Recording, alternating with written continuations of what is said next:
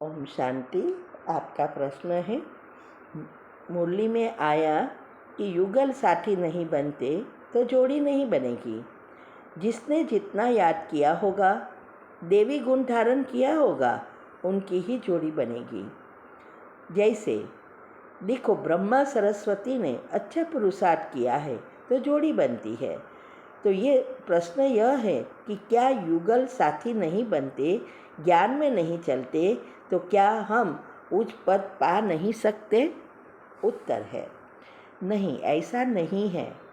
ये बाबा यहाँ यही कहना चाहते हैं कि अगर हमारी जो जोड़ी अभी जो युगल है, पति पत्नी, अगर दोनों समान पुरुषार्थ करते हैं तो वो जोड़ी समान बनेगी।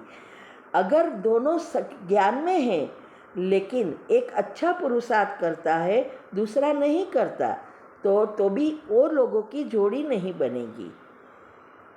लेकिन उसका पुरुषार्थ अनुसार वो कहाँ ना कहाँ आ जाएंगे। तो यहाँ शिव बाबा का कहने का भावार्थ यही है कि जोड़ी कैसे बनती है, हमारे कितने देवी गुण धारण किए हैं, कितने विकर्म विनाश हुए हैं, आत्मा में कितनी शक्ति भरी है, उस अनुसार जोड़ी बनती है। तो ये आत्मा का लिए है, फिजिकल माना शरीर के लिए चीज़ें नहीं हैं। तो आत्मा जिसके जैसा पुरुषार्थ करता है, उसकी उस अनुसार जोड़ी बनती है। और इसमें ये भी नहीं है मेल फीमेल भी नहीं, भाई बहन की बात नहीं है। आत्मा भाई भी बन सकती है, बहन भी बन सकती है।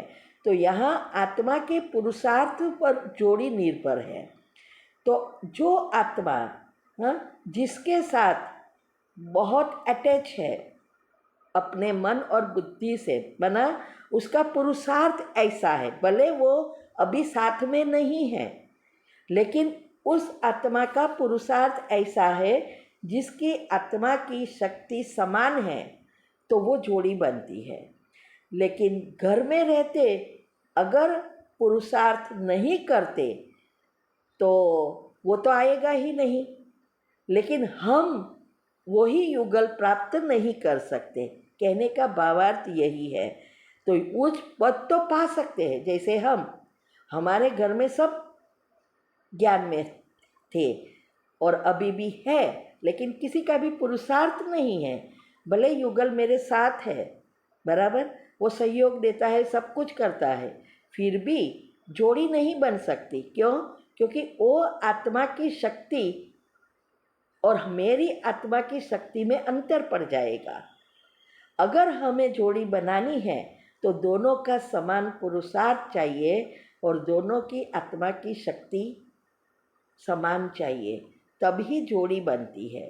तो इसीलिए बाबा कहते हैं कि उच्च पद पा सकते हैं, लेकिन यहाँ याद की यात्रा और देवी गुण के आधार पर जोड़ियाँ बनती है, न कि अभी साथ में कितना कौन सा है उस अनुसार नहीं।